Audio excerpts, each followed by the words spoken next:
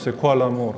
Est-ce que c'est cet amour fou dont parlent les adolescents?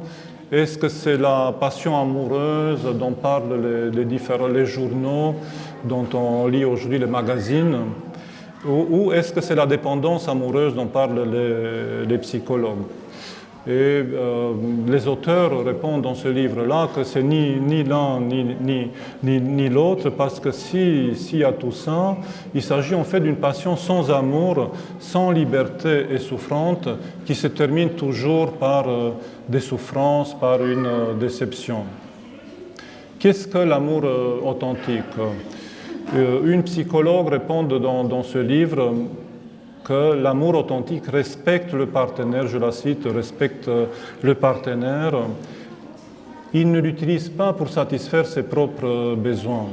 L'amour authentique apporte un sentiment de satisfaction et un sentiment de vie harmonieuse, dans laquelle il y a un niveau réduit d'anxiété et d'hostilité à l'égard de l'autre.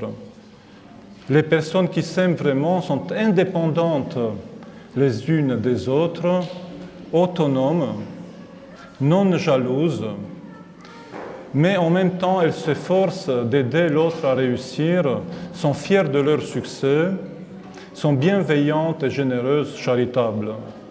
L'amour mature dit « Je peux vivre sans toi, mais je t'aime et c'est pourquoi je veux être là avec toi, à tes côtés. » Et ça, c'est très, très important. Je peux vivre sans toi, mais j'ai choisi de vivre avec toi. J'ai choisi cette vie commune. Et je ne suis pas dépendant de toi, mais je fais un choix de vivre vraiment avec toi. Qu'on vive ensemble, ta présence m'accomplit et j'espère que ma présence t'apportera de la joie.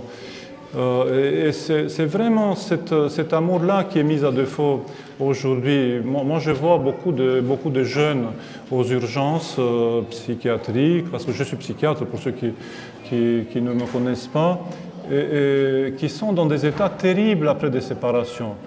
Et surtout des hommes, enfin surtout des jeunes hommes, c'est terrible dans quel état ça le met une séparation. À se suicider, à ne plus pouvoir de vivre. Je ne conçois pas ma vie sans cette fille. Et vraiment, ils sont en train de sombrer dans une dépression très grave ou de se suicider.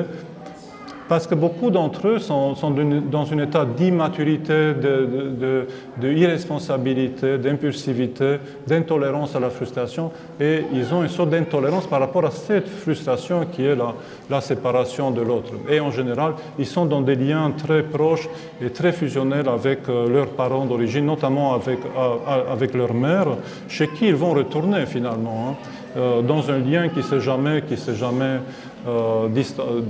distancés, ils ne sont jamais différenciés de leurs parents et notamment de leur mère. Ça, c'est des états de dépendance, ce n'est pas des états d'amour véritable. On parle ici vraiment de la dépendance de l'autre, parce que comme ils sont dépendants de leur femme, ils vont être dépendants de toutes les personnes qu'ils vont rencontrer au cours de leur vie.